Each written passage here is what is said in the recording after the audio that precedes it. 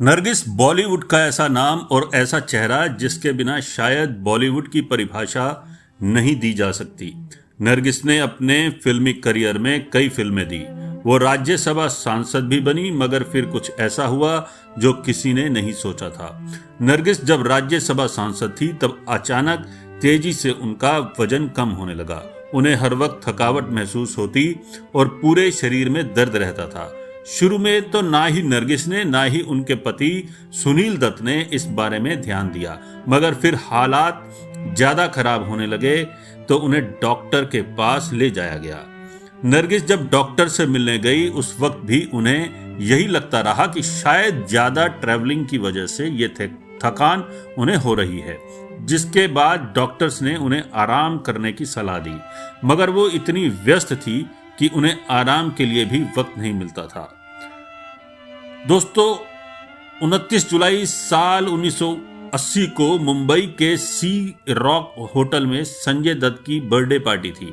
इस पार्टी में अनाउंस हुआ कि रॉकी के बाद संजय दत्त प्रोड्यूसर गुलशन रॉय के बेटे राजीव राय की फिल्म करेंगे जिसका नाम युद्ध होगा।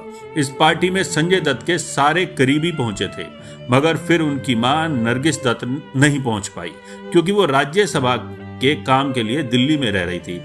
इस बर्थडे पार्टी के 4 दिन बाद अचानक नरगिस की तबीयत बहुत खराब हो गई। उन्हें लेने के लिए सुनील दत्त दिल्ली आए, मगर वो एयरपोर्ट पर भी चल नहीं पा रही थी। इसके बाद दत्त ने उन्हें ब्रीच कैंडी अस्पताल में भर्ती कराया। डॉक्टर समझ नहीं पा रहे थे कि नरगिस को क्या हो रहा है। रिपोर्ट्स नॉर्मल आ रही थी। 15 दिन नरगिस अस्पताल में रही, जहां हर रोज उनकी तबीयत बिगड़ती जा रही थी। हर रोज उनका वेट कम हो रहा था और चेहरा डूब रहा था।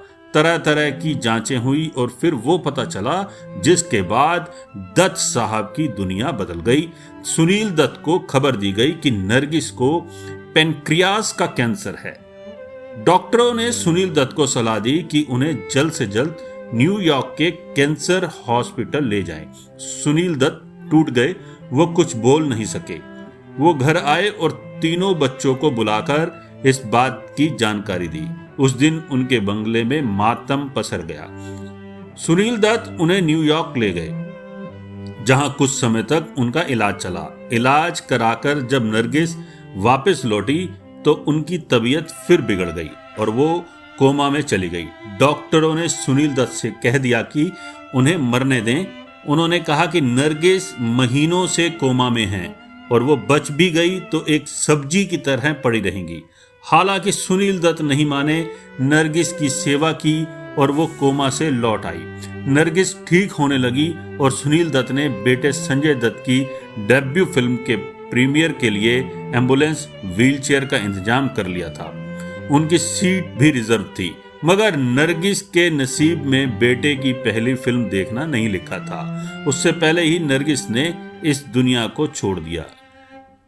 3 मई साल 1981 को नरगिस इस दुनिया से चली गई और 3 दिन बाद 6 मई साल 1981 को संजय दत्त की डेब्यू फिल्म रॉकी रिलीज हुई।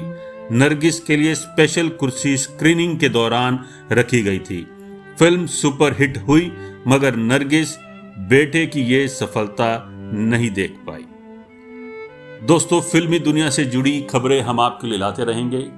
चैनल को लाइक, सब्सक्राइब, शेयर जरूर कीजिएगा। धन्यवाद दोस्तों।